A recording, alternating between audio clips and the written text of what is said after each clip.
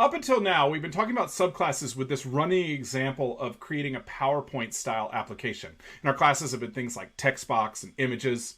Now, these have been great for motivation. And indeed, later on, we're going to be making our own graphical applications using all of the techniques that I'm talking about here. But for right now, writing the code for things like a text box, man, those are probably really complicated. To understand subclasses, we need to step back and we need to look at a simpler example. So here in Atom Editor, I have a definition for a class called employee, and this is a lot simpler. This just represents sort of an employee at our company. And you'll notice we only have 3 attributes for the name of the employee, the year they were hired, and what their salary is. You'll notice that I've used data encapsulation here. All of these attributes are hidden, and I have getters and setters for each one of them. So get and set name, get and set start date, get and set salary, and I also have an initializer that allows me to set all of these attributes in the beginning. So we're going to go over here to the terminal. I'm going to import the module. I'm going to create an employee hired in 2000 with a salary of $30,000 a year. So I can make the object. And now I can access all of these attributes through the getters. So get the name or get the salary. Here we go. All right, $30,000 a year. There are other methods inside of this class, but not a lot. If I scroll down, I'll notice that I have the _str method. That's the helper for the string function. So this means that I can call string and give it the object. What it does is it gives me this nice little string that shows all of the 3 attributes in one go. And that's pretty much it. So this is actually a fairly easy class to understand. Now let's look at below this. You notice I have another class. This class is called executive. Now, what is an executive? An executive is an employee at a company that makes a reasonable base salary, but the real money is in their bonus. And indeed, if you look at this, you'll notice I have an attribute called bonus, and I have a getter and setter for the bonus. So let's go make an executive. I've given this person hired in 2015 a bonus of $100,000 a year. If I call get bonus, there we go, that's $100,000. On the other hand, if I were to look at the salary, I'll notice that that's much less. It's only $50,000 a year. Now that's kind of interesting. Well, notice if we scroll down, we don't actually see a get salary anywhere.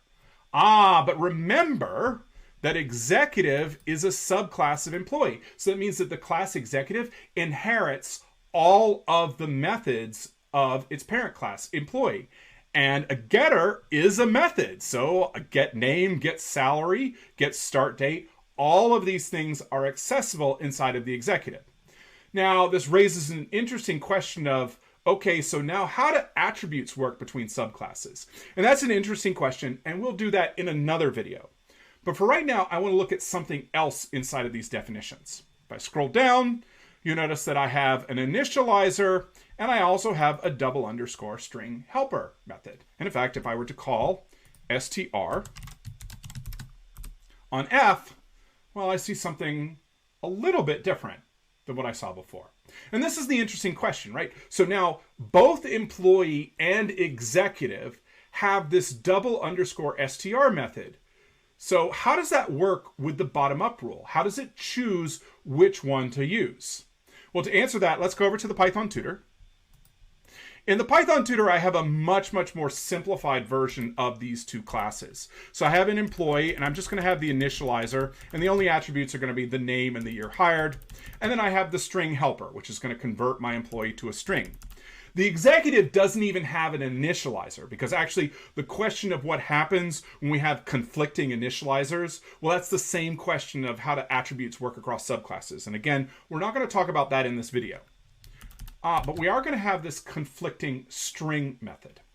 And now what we're going to do is we're going to call the executive constructor, make an executive, and then convert it to a string. And let's visualize and let's watch what happens. So I'm going to define the classes. Now I'm going to call the constructor. When it calls the constructor, notice that it's using the initializer of employee. Why is that? Well, the constructor, what does it do? It creates an empty folder. That's the thing inside of self. And now it's going to look for an initializer that is as helper. Well, there's nothing inside of the empty folder, so there's no initializer there.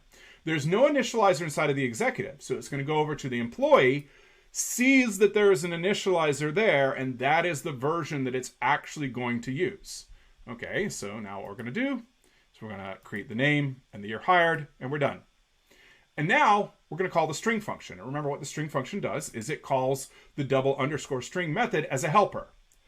But which one? Because there's one in the executive and there's also one in the employee. Well, if I look at the red arrow, notice that it's using the one in the executive. Why is that? Well, if we look, what Python's going to do is it's going to say, all right, well, this object right here, look at this object folder. There's no str inside of this object folder, so I'm going to have to go to executive. And I see one here. And so now I'm going to stop. Yes, it's true that there is an str inside of the employee, and it's true that we inherit everything inside of the employee. But if I write a new method that has a same name as one that I'm inheriting from the employee class, by the bottom-up rule, I'm going to stop. And it's as if the one inside of the employee no longer exists. I've replaced it. Or in technical terms, I have overridden it. Oh, okay. So that's what the issue is here. Okay, so that makes sense. We understand how overriding works, but there's another problem here. Let's notice what the string method does. So, okay, in this case, I'm just giving you the name and the year that you were hired. And the only thing that the executive does is it does exactly the same code, and it just tacks on this useless senior vice president title in front of it. Now, the key thing to notice is that there's repeated code here.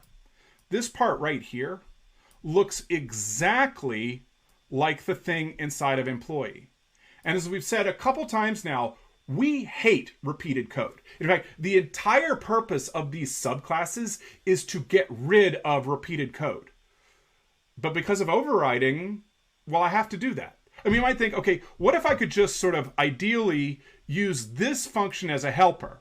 So instead of repeating the code, what I'm going to do is I'm going to say, okay, just take senior vice president and tack that on to the result of the string method for the employee.